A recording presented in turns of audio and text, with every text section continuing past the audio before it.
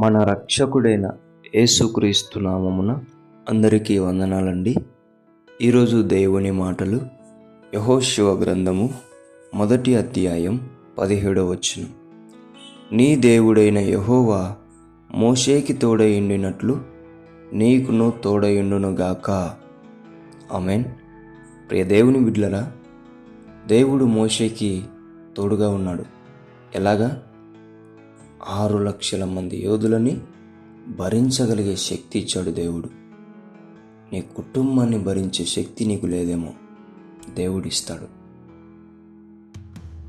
ఇశ్రాయేలు ప్రజలు ఎంత సనిగినా గొనిగినా వారిని మోసే భరించే శక్తి దేవుడు వారికి ఇచ్చాడు.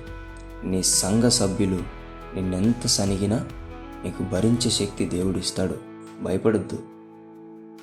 అయితే ఇశ్రాయేలు ప్రజలకి ఎప్పుడు ఏం కావాలో ఆ ఆహారం, ఆ నీళ్లు, ఆ ఆశ్రయము, ప్రతిదీ కూడా ఇచ్చాడు. నీ సంఘానికి కావాల్సిన ప్రతిదీ కూడా దేవుడు ఇస్తాడు. నీ కుటుంబానికి కావాల్సిన ప్రతిదీ కూడా దేవుడు ఇస్తాడు. మోషేకి ఎలాగైతే తోడుగా ఉన్నాడో నీకు కూడా దేవుడు తోడుగా ఉండునుగాక. ఆమేన్. దేవుడి మాటను దీవించునుగాక. ప్రార్థించుకుందాం. దేవా, మీకు వందనాలు, స్తోత్రాలు.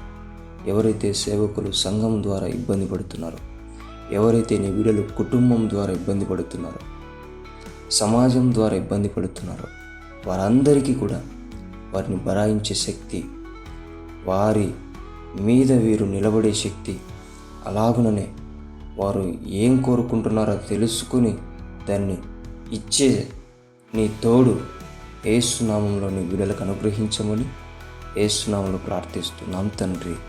ఆమేన్.